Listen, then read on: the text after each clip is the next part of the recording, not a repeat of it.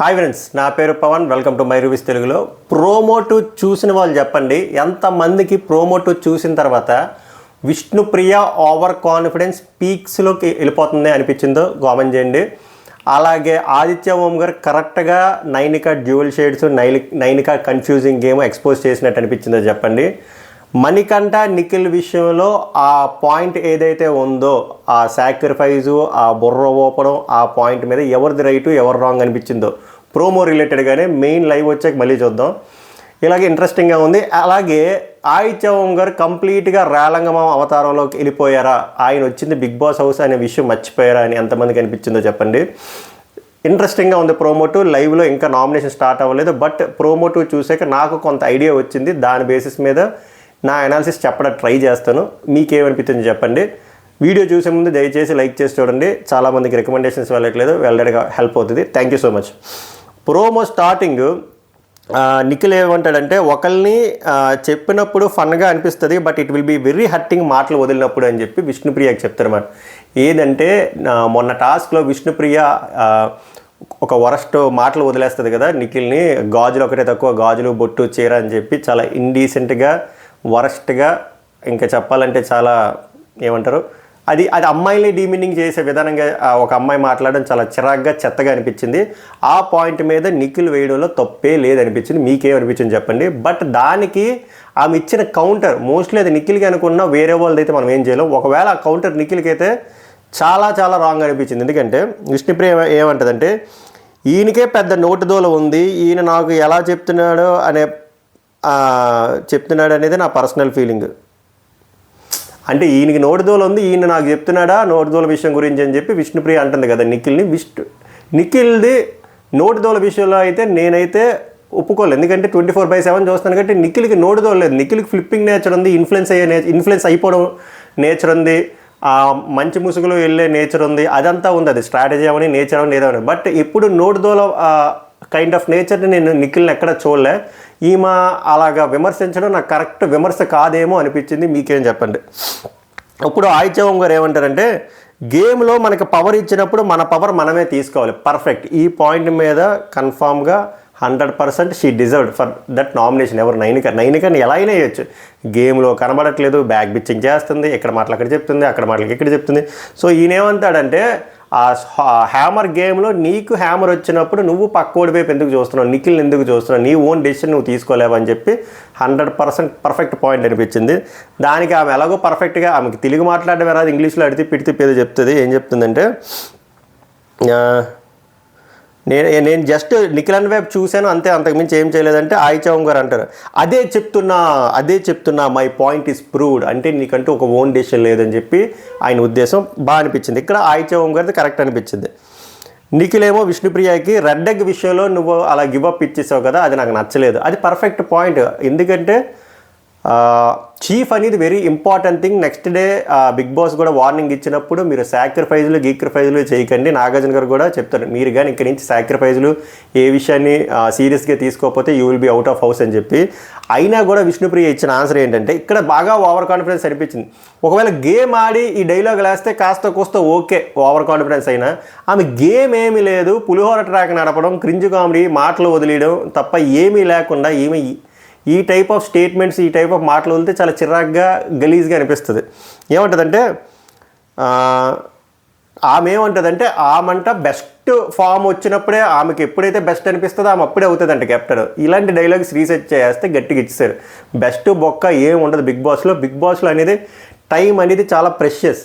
Time అలా వెళ్ళిపోతూ ఉంటుంది. అంటే మనం టైంని కొనుక్కున్నట్టు. సో నాకు బెస్ట్ ఫామ్ 14వ వారం వరకు రాదంటే 14 వరకు ఉంచుతారా చెప్పండి.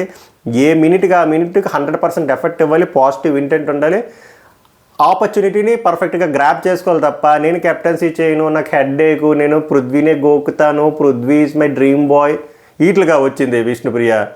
అస్సలు రాగ తప్పించి మళ్ళీ ఏదో ఓవర్ కాన్ఫిడెంట్ డైలాగ్ అనమాట. నా పర్ఫెక్ట్గా బెస్ట్ ఫామ్ ఉన్నప్పుడు ఇస్తాను, నేను ఇప్పుడు ఇవ్వను అంట. చాలా చాలా చాలా క్రింజ్తో పాటు ఈ ఓవర్ కాన్ఫిడెన్స్ వెయ్యని అమ్మా, నాకు నామినేషన్స్ ఏమి లెట్ దెమ్ నామినేట్. ఏంటంటే ఈమె ఎదవదేమో ఏంటంటే, నాకు మంచి స్ట్రాంగ్ ఫ్యాన్ బేస్ ఉంది, పిఆర్ టీమ్ ఉందని. ఎంత స్ట్రాంగ్ ఫ్యాన్ బేస్ ఉన్నా, ఎంత స్ట్రాంగ్ పిఆర్ టీమ్ ఉన్నా, జనరల్ ఆడియన్స్ పాయింట్ ఆఫ్ వ్యూలో ఒక నెగిటివ్ ఒపీనియన్ వచ్చేస్తే ఏం పేకలేరు. హిస్టరీ చెప్తుంది అది, ఇంక నేను పేర్లు చెప్పవసరం లేదు. ఇక్కడ మణికంఠ నిఖిల్ది ఎంటైర్ కాన్వర్జేషన్ ఏమైందో తెలియదు, కానీ మణికంఠ నిఖిల్ ఎందుకు వేసాడంటే, నీ వల్ల నేను సాక్రిఫైస్ చేస్తానని వచ్చాను, అది అత్తిప్పి తిప్పి నాకే దోలు తీరింది.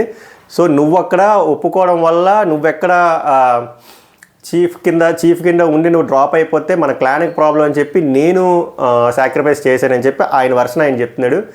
నిఖిల్ వచ్చేసరికి నేను ఎక్కడ నాట్ చేయలేదు, జస్ట్ స్మైల్ ఇచ్చి ఇలా పెట్టానంటే ఏదో ఒకసారి యాక్ట్ చేయంటే నువ్వేమి డైరెక్టర్ కాదు, నేను నీకు ఆడిషన్ ఇవ్వడానికి రాలేదని చెప్పి పర్ఫెక్ట్ డైలాగ్ వేశాడు. ఈ విషయంలో నాకేమనిపిస్తుందంటే, ఫర్ ఎగ్జాంపుల్ నిఖిల్ ఉద్దేశం అది ఉందే అనుకుందాం, కానీ నిఖిల్ ఎక్కడ నోటితో చెప్పలేనప్పుడు there is no concrete proof, there is no concrete evidence. ఆయన జస్ట్ అజంప్షన్లో వెళ్ళాడని కూడా అవకాశం ఉంది మణికంఠది. అండ్ మణికంఠ ఒక డెసిషన్ తీసుకున్న తర్వాత నాగార్జున గారు చెప్పినట్టు సాక్రిఫైస్ అనే డెసిషన్ తీసుకున్నాక ఈధర్ సాక్రిఫైస్ అనే స్టాండ్ మీద ఉండాలి, లేకపోతే తీసుకోలేదనే స్టాండ్ మీద ఉండాలి. కానీ నిఖిల్ ఏమీ చెప్పలేదు కదా. ఒకవేళ నిఖిల్ ఇలా నవ్వి అనుకున్నాడు అది ఆయన స్ట్రాటజీ అనుకోవచ్చు, ఎందుకంటే వర్బల్గా ఏం అనలేదు, నాట్ కూడా చేయలేదు. మనోడు అలా అనుకొని మనోడు ముందుకు వచ్చాడు కాబట్టి దీనికి వెయిటేజ్ ఎక్కువ, మణికంఠదే తప్పు అన్నట్టు నాకు అనిపిస్తుంది. ఎందుకంటే నిఖిల్ ఎక్కడ నోటితో చెప్పలేరు మామ నేను డ్రాప్ అయిపోదాం అనుకుంటున్నాను అంటే, మనోడు కంగారు పడిపోయి చేస్తే ఓకే. మనోడు జస్ట్ నిఖిల్ స్మైల్లో అన్ని ఎత్తుక్కొని సాక్రిఫైస్ చేస్తానని చెప్పి దాని తర్వాత పంచేది మీకు తెలుసు కదా. సో ఈ కాన్వర్జేషన్ లైవ్లో ఎంతవరకు వెళ్తుందో తెలియదు, బట్ ప్రోమోలో నాకు చూసినంత వరకు నిఖిల్దే కరెక్ట్ అనిపించింది. కొంచెం, మొత్తం కరెక్ట్ కదా, కొంచెం కరెక్ట్ అనిపించింది. మణికంఠతో పోలిస్తే నిఖిల్ కొంచెం కరెక్ట్ అనిపించింది. ఎందుకంటే ఎక్కడ నిఖిల్ నోటుతో చెప్పలేదు నేను డ్రాప్ అయిపోతాను రా స్వామి అని చెప్పి. ఈయన ఓవర్ థింక్ చేసి, ఈయన ఓవర్గా అనలైజ్ చేసి, ఓవర్గా ఆ ముఖ చిత్రాలని డీకోడ్ చేసి అలా అనుకొని అలా నేనే సాక్రిఫైస్ చేస్తాను స్వామి అని అన్నాడు తప్ప అక్కడ ఏం జరగలేదు. చూద్దాం, బట్ లైవ్లో ఏమవుతుందో చూద్దాం. మన too early to judge. But ప్రోమోలో అయితే నాకు మణికంఠ కంటే నిఖిల్ పాయింటే కరెక్ట్ అనిపించింది. కౌంటర్లు కూడా బాగా వేసుకున్నారు, నిఖిల్ కూడా బాగా వేసాడు, నీకు ఆడిషన్స్లో ఇవ్వడానికి రాలేదని చెప్పి. నెక్స్ట్ ఏమో ప్రేరణ ఏమో ఆయిచవం గారికి చెప్తుంది, మంచి పాయింట్ ప్రేరణ ఇక్కడ చెప్పింది, టూ గుడ్ పాయింట్. ఏం చెప్తుంది అంటే, మీరు ఓన్లీ ఆ 10 షుగర్ కోటింగ్ పాజిటివ్ పాయింట్స్ చెప్పేస్తే దానివల్ల మీరు చెప్పే నెగిటివ్ పాయింట్ పైకి రావట్లేదంటే ఆయిచవం గారు ఎక్కడ రాలంగమా పూర్తిగా అయిపోయారు. ఏమంటారంటే, నెగిటివ్ గురించి ఎందుకు మాట్లాడాలి, వీళ్ళు ఏమైనా విలన్సా సామి, ఈయన మొత్తం బిగ్ బాస్ కాంటెక్స్టే మర్చిపోయాడు.